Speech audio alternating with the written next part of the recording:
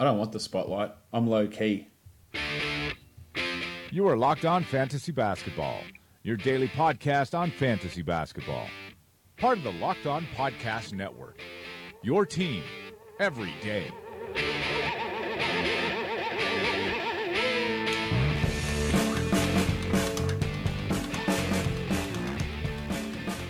Hello and welcome to the Locked On Fantasy Basketball podcast brought to you by Basketball Monster. My name is Josh Lloyd and I am the lead fantasy analyst at basketballmonster.com, and you can find me on Twitter as always at redrock_bball. Yesterday we looked at potential breakout players in the Eastern Conference, so naturally we're going to be looking at breakout players in the Western Conference today. Before I get into that though, thanks to everyone who has sent in their Apple Podcast reviews. If you didn't hear yesterday's show, what I announced yesterday is I'm going to be running a league, analysts versus listeners, 7 analysts, 7 listeners, an 8-cat roto league. At the end of the year, we'll tally up who has the most roto points to see whether the analysts or the listeners win. There are going to be 3 spots available to listeners, and the way you can enter those 3 spots is by submitting a review on Apple Podcasts, sending me a screenshot of that and tweeting it at me. I'm still going to work out how we're going to assign the other 4 spots. There will be something for those of you who don't have any Apple products or iPhones. On Android, we'll find and those other spots won't be through Apple Podcast reviews, but the first 3 will be. So go submit your review and get a spot in that league. It'll be myself, Kyle McEwen, Greg Ehrenberg, Matt Smith, Seth Klein from Fantrax, and Alex Reclean and Adam King from RotoWire are going to be in the league as the analysts as well. So it's going to be pretty interesting, going to be exciting stuff to get involved in that league, and you know how to do it. But let's go into the Western Conference breakouts. Michael Bolton. Let's get to it. What a lovely idea. Now, for those of you watching on YouTube, you can see the graphics there. There is obviously an error on these graphics where it says Eastern Conference instead of Western Conference, but if your OCD will let you get past that, the information's still going to be the same. Let's start with the Dallas Mavericks, and we'll go with Dennis Smith Jr., who was, I guess, somewhat of a disappointment last season, played a little bit under 30 minutes per game, and was the 142nd ranked player. Still averaged 15, 4, and 5 with a steal, with 1.5 threes, but he really let himself down with both percentages. 39.5% from the field, 69% from the line. Giggity. And they were big discrepancies. But if you're in a head-to-head situation and you're punting at least field goal percentage, or if you're punting both percentages, as I know Kyle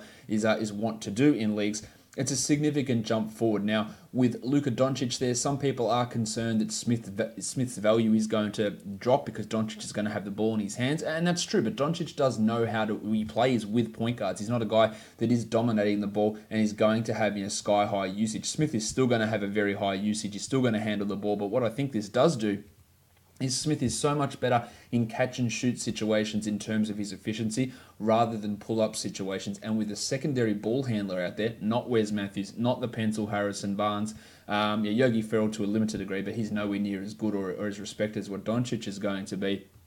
I think it opens up Smith more opportunities to be able to take more catch-and-shoot jumpers, and I think we should see his percentages rise. And I wouldn't be surprised to see that true shooting percentage jump up 4, 5, 6 true shooting percentage points. It was at 47 last year. If he got to 53 or 54, I wouldn't be shocked. And that's probably enough to drive him up the rankings 40 or 50 spots. He's going to score. I think he's going to play more minutes this year as well.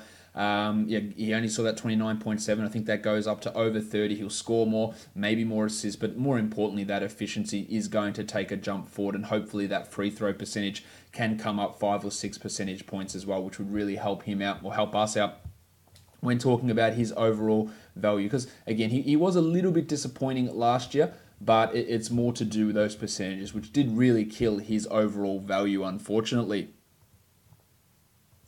The next guy we look at is the Blue Arrow, Jamal Murray of the Denver Nuggets, heading into his 3rd season. A lot of these breakout guys are guys in their, in their 2nd season especially, or some in their 3rd season. I talked about Murray the other day in the 3rd year player podcast that we did last week.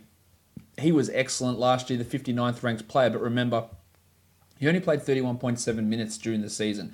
Over the last 2 months of the year, he was a top 40 player, playing 35 minutes a night, averaging 17.5, 4, and 4.3. Now, yes, Isaiah Thomas is around, and Michael Malone is is prone to make whatever the incorrect decision is pretty much at all times. So that is, I guess, somewhat of a concern for Murray. I don't expect him to be playing 35, 36, 37 minutes as he was when the Nuggets were pushing for that playoff spot, but I do think he plays more than the 31 minutes that he saw last season.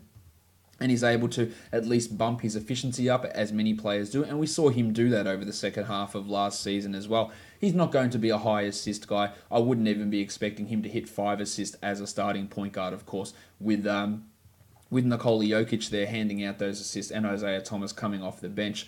I don't expect Thomas is going to be taking minutes away from Murray necessarily. Murray is the future of this team. He's the present of this team as well. And I think a top 50 finish is definitely an expectation for Murray, with the probability that he goes even higher than that. Maybe he becomes a 20-point per game scorer. Maybe that's going a little bit too high, but that's a possibility for him as well. There is a small downside risk just in case Malone does what he loves doing, and that's screwing the guys who do deserve more playing time and more shots, meaning that Isaiah comes in and plays 33 minutes and unseats Murray as the starting point guard, which would be ridiculous, but it is in the realms of possibility for what Malone can do. So that is a risk factor there, I guess, when we're talking about the Blue Arrow, but I feel pretty good and pretty confident about his value for this upcoming season. He should be fairly solid there. The next guy we look at is from the Golden State Warriors. Could have gone here easily with Jordy Bell, but I'm going with Kevon Looney instead, who's got a real opportunity to begin the season as the starting center for this team. He's obviously not going to hold on to that starting center spot when DeMarcus Cousins returns, but when's that going to be? January, February, March, who knows? And when Cousins returns, A, he won't be playing 34 a night, and B, he won't be playing every single game. So you're going to get good value out of Looney to begin the season. Remember, over the final 14 games of last season, where he played in only 24 minutes per game, he was a top 75 player, Kevon Looney.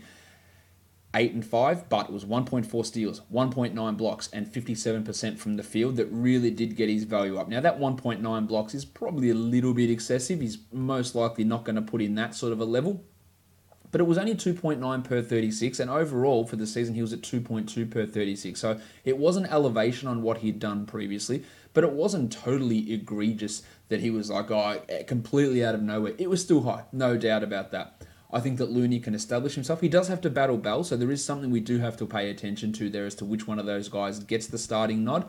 I think it will be Looney, even though Bell will still be getting his fair chunk of minutes. And I think you could realistically expect Looney to play 25 to 26 minutes a night in the beginning of the season, maybe even more, at least until Cousins comes back, and then that eases off to 20-odd minutes per night. So I think he can take that step forward. He can improve on his free throw shooting, which he has over his 2 seasons. He's gone from 62 to 60. Actually, that's not true, because he went down to 55 last year. But more importantly, when he got that extended role, he was up at 64% post All-Star breaks. I think he can keep going in his free throw percentage in that direction. Efficient, gets steals as a big man as well, which is really key. It's one of the reasons Andre Drummond is always so highly ranked. He's getting over a steal per game, and Looney can do all of those. And now the opportunity is finally here for him to have an extended run at extended playing time. Next, we look at the Houston Rockets. I put Jim Ennis here because the news came out today. Carmelo Anthony was signed by the Houston Rockets, but the news coming from Adrian Wojnarowski is that Melo is intending to, or is going to be, Mike D'Antoni is going to play him off the bench. That means as the starting role, unless they're going to go back to Ryan Anderson, which I highly doubt it, it's going to be PJ Tucker and it's going to be James Ennis in that starting role. Now, Ennis is a very, very low usage player, but his ability to be a Trevor Ariza type, a guy that can come in, score maybe 10 points, hit 2 threes, and he has had some moments of real strong three-point efficiency at times in the past. Maybe he can nab you 1.2 steals. He can hit the free throws at a pretty solid rate. It's unlikely he breaks out into a top 80 player, but if he becomes 75% of Trevor Ariza, I think that's a possibility, and that would be something to watch. It's more for 14-team leagues, maybe 16-team leagues rather than 12s, but I'd be bloody watching really closely the Houston preseason games and how it looks at the opening couple of games of the regular season to see, A, how he's used and what his production's like there. Because if he's playing 32 a night, and he's getting you 1.5 steals and hitting 2.2 threes and doing it efficiently, then that's really, really useful. And that is something we have to pay attention to. And there's not many other options really on Houston that I could consider as breakout options, given Chris Paul, Jim Harden, Eric Gordon, Clint Capella. We sort of know who they are at this point. I do expect Melo to have somewhat of a bounce back season this year as well.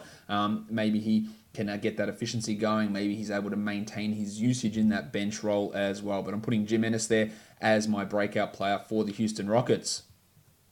For the LA Clippers, I'm going with the table Montrezl Harrell. Yes, the Polish Hammer Marcin Gortat is there and is likely going to be the starting center. But A, Gortat is pretty old. B, he played like 25 minutes per game last season when the backup was Jan Mahinmi. So it depends on a couple of things. Does Doc Rivers view Gortat the same way that Scotty Brooks does? That we don't know about. But if he does, it's going to leave ample opportunities for Harrell to play behind Gortat. Yes, Boban Marjanovic is still there, but we all know that Harrell is clearly ahead of Boban in the pecking order.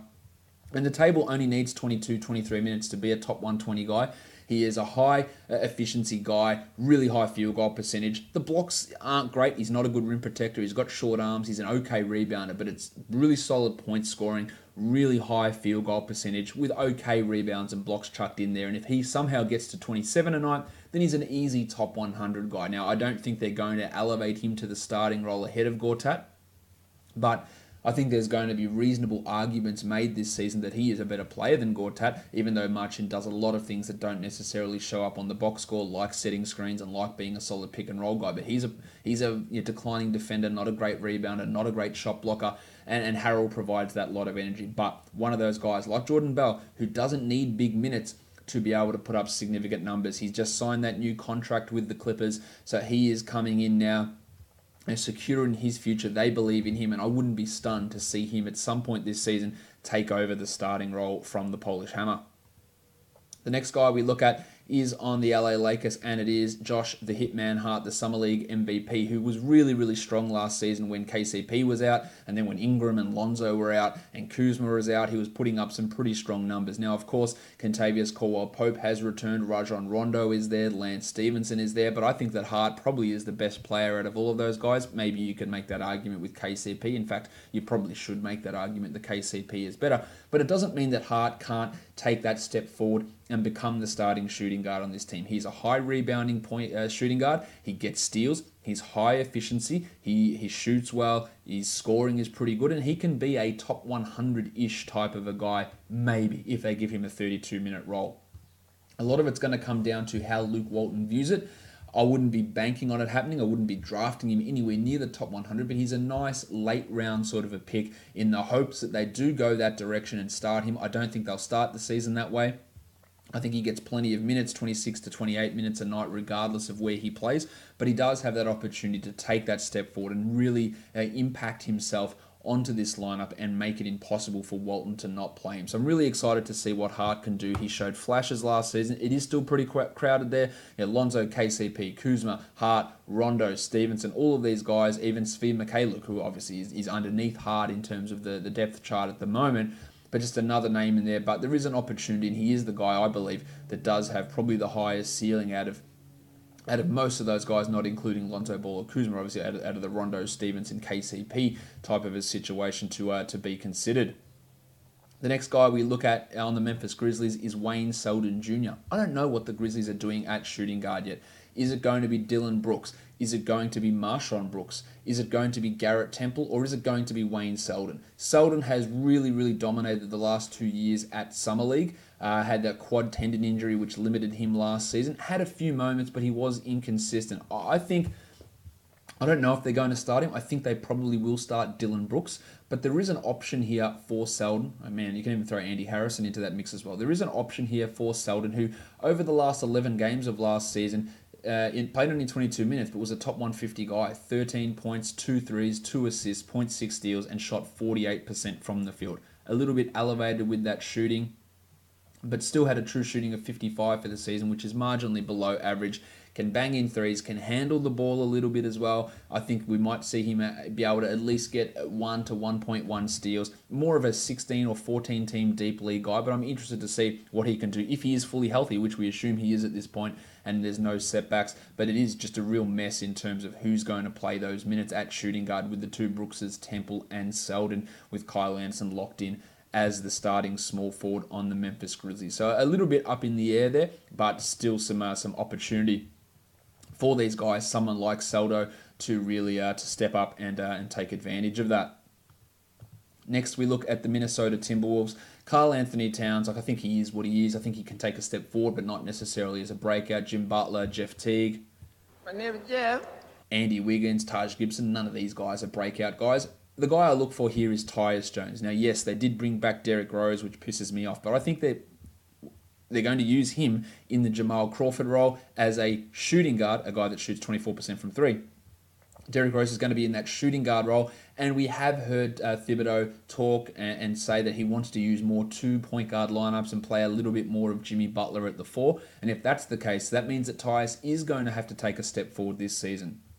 Jones is one of those guys who gets assists, who gets steals, who hits threes, and does it all really efficiently as well. He's not going to be a high usage guy. In fact, he's going to be a very, very low usage guy. So the scoring is not going to be there, but you can get assists, steals, percentages, and some threes out of Tyus. And if he pushes to 22 or 23 minutes a night, that comes into the realm of top 150, top 170. Now, if I still think that Jones is a better option in the starting lineup than Teague, a low usage playmaker, guy to set up, guy to provide defense, whereas Teague is better off running a second unit, but Thibodeau is not going to do that. Teague did work pretty well with that lineup last year. I still think that Jones can work better, but of course, it's just not going to happen, so it really doesn't bear much thinking. But if Teague does go down, and he has battled knee injuries and ankle injuries in the past, will Thibodeau go with Rose? Yuck. Or will he go with Tyus there? I don't know, but I do think that there is going to be a time this season where Jones does have standard league value. He's heading into, I believe, his 4th season this year. Maybe he becomes trade bait at some point. If he was a starting point guard on a team, he would be a standard league player, and this is an opportunity for Tyus to take that step forward with Thibodeau making all the noises that he does want to play him together with another point guard. So let's see if that actually does come to fruition. That's not necessarily going to be the case, but it is being speculated by Thomas a little bit.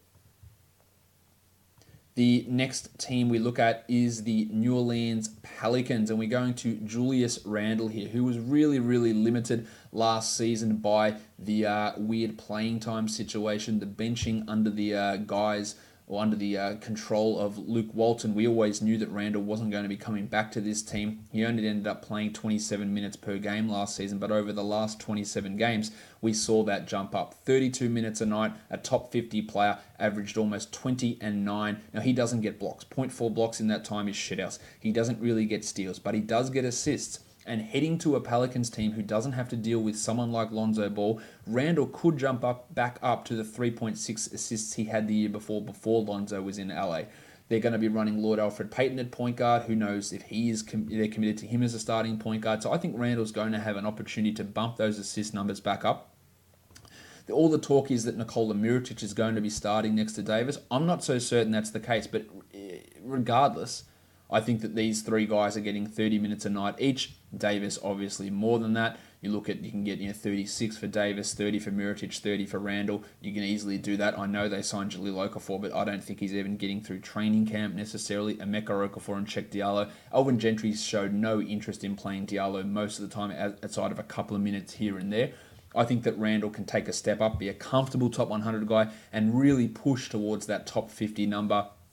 I don't think he's necessarily going to do what he did in that post-All-Star period for the Lakers, but a 17-9 type of season with strong percentages and an increase in his assist numbers makes him a really valuable option and should be getting a much larger role than what he had last season. Defensively, still a concern, but I like the pairing with Davis where it can work, and you're never getting rim protection numbers, so I don't think we need to be too concerned about thinking about that too much with Julius. Let's look now at the Oklahoma City Thunder. I'm looking at Jerami Grant here. There's a gaping hole where Carmelo Anthony used to sit in this rotation. Now, whether it's going to be Jerami Grant, whether it's going to be Patrick Patterson, we don't know yet at this point who's going to take that role. Will they go weird and start Nerlens Noel? I think that's highly unlikely, but Grant is going to have an opportunity. They played him quite a bit at center last season and played him pretty much as a fifth starter a lot of the time, him replacing Carmelo Anthony down the stretch of games in the playoffs. Now, Grant's not a good shooter, no doubt about that, but he does take threes, so you can get something there. He blocks shots. He's high field goal percentage. He can score a little bit. He can get you some rebounds. And it's going to be hard for him to crack the top 100 with Westbrook, George, and Steve-O Adams there getting most of that shine. And, of course, Dennis Schroeder taking up his chunk of usage. But Jezza, I think, has a chance to at least jump his minutes up. He played only 20 minutes per game last season. I think that increases pretty significantly. He could be a 10-point per game scorer. The efficiency is going to be really nice. He's not really going to have plays called for him, but that means he's going to be doing a lot of dunking, a lot of putbacks, a lot of high efficiency shots from Jerami Grant. Add in the shot blocking. I think he'll play some backup center as well, even though there is Noel there too. So I am interested in Jerami Grant in an expanded role this season for the Oklahoma City Thunder. Let's go on to the next team. We're looking at the Phoenix Suns. Could have been Joshy Jackson here, but I'm not actually certain that he's going to get minutes over McCall Bridges, or he's going to be putting up the numbers that he put up at post All-Star last season. I worry about how the Bridges-Jackson-Ariza trio is going to go. Brandon Knight, I don't think we could really call that a breakout. We've seen top 50 seasons from Brandon in the past. I'm not saying he's getting to there, but he's got an opportunity. But a guy who impressed down the stretch last year, his advanced numbers were absolutely off the charts, and that's Shaq Harrison. He did the similar sort of thing in Summer League with all his PIPM and advanced numbers through the roof. This is a guy that put up really, really strong numbers in terms of his steal numbers. Played only 17 minutes per game last year, but got over a steal per game, which is 2.4 per 36, which is really strong. He got over 5 assists per 36, almost 6 rebounds per 36. The guy, you can't really shoot 23% from 3, but still converted at 48% from the field, 74% from the free throw line. And if they decide to go with someone who can actually play some defense next to Devin Booker, it's going to be Harrison. It's not going to be Brandon Knight. So I could see him play 23 or 24 a night, especially early on. Ali Okobo's not ready. Maybe Brandon Knight just can't get anything happening. And we've got the ball in Booker's hands more. But Harrison can rebound. He can get steals. He can knock in some shots. He can be decently efficient. And there is some value there, especially in a streaming type of situation in terms of getting those steals. Shaq Harrison showed enough. Look, he's not a great player. He's not a starter caliber guy long term, but I think he's got an opportunity this season on the Suns to plant some value into your team by getting those steals, high rebounds, almost like a Patrick Beverley type of player. That's the sort of guy I'd be considering, except a worse three-point shooter considerably. He'd be a guy that I'd be looking at as just someone to keep an eye on, not necessarily someone to go and grab in most of your drafts. Breakout guy on the Portland Trailblazers is a little bit hard to come across. Dame Lillard and CJ McCollum, we know what they are. Yusuf Nurkic, we're pretty set on what he is.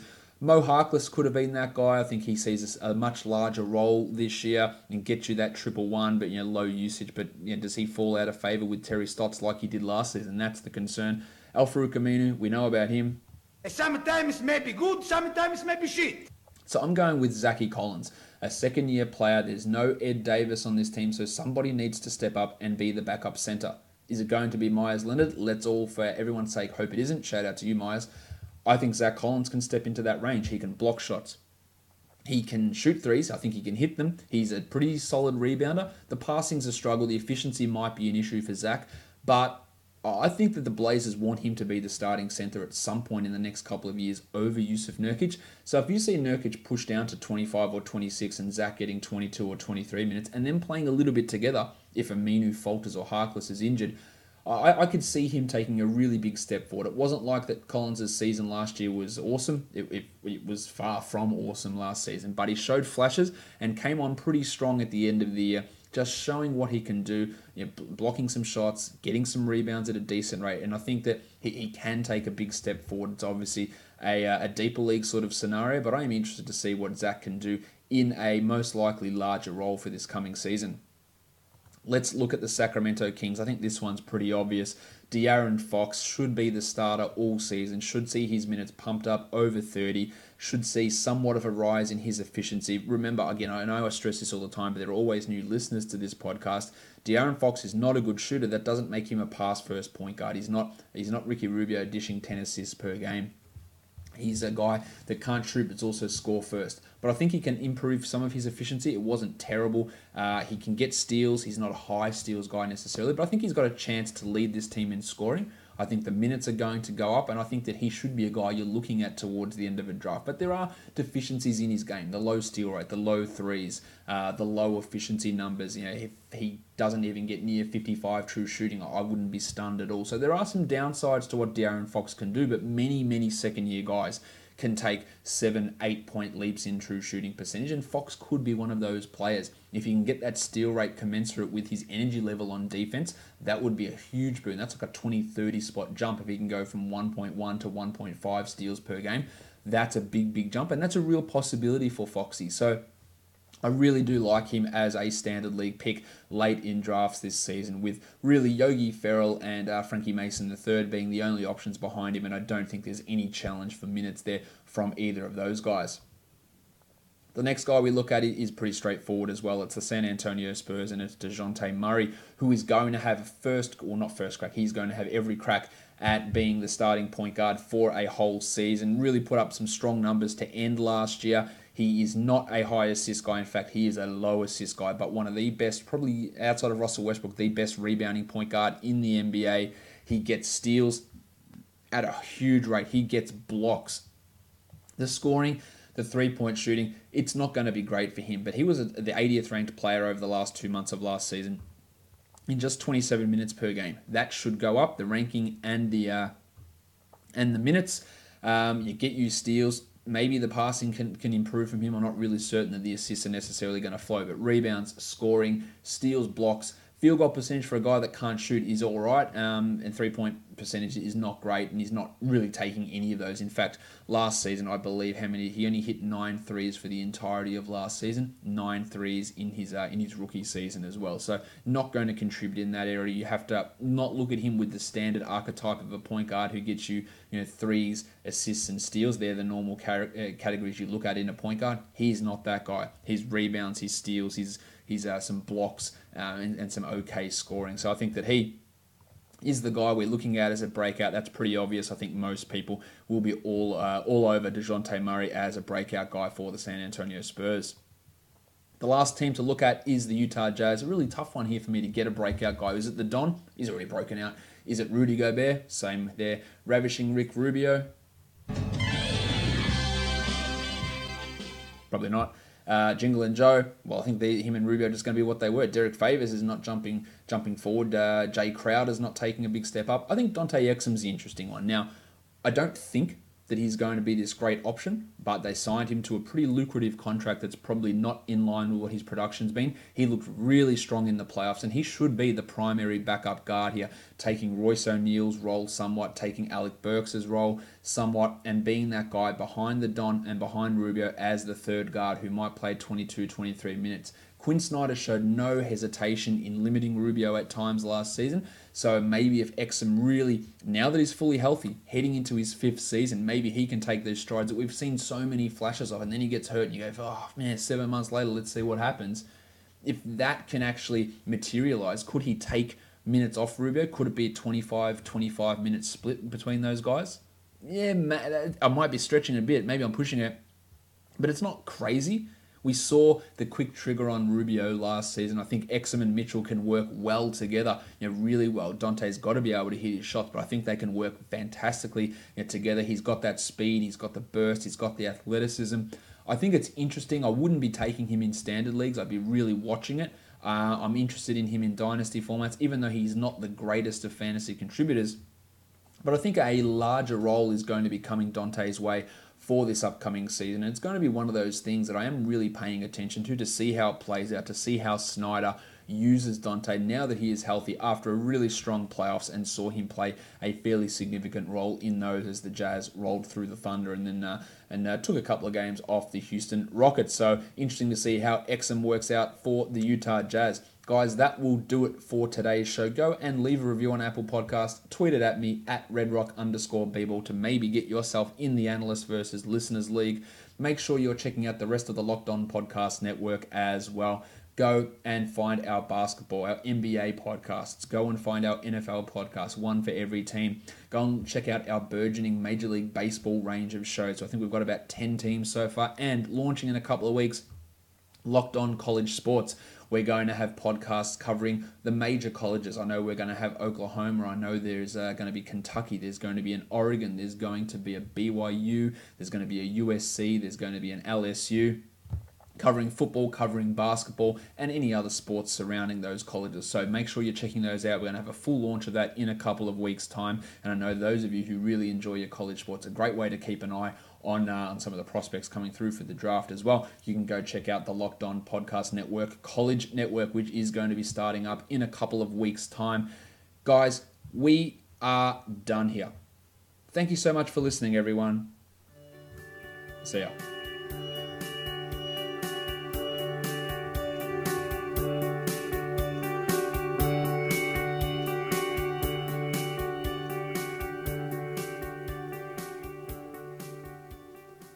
Melvin Frazier.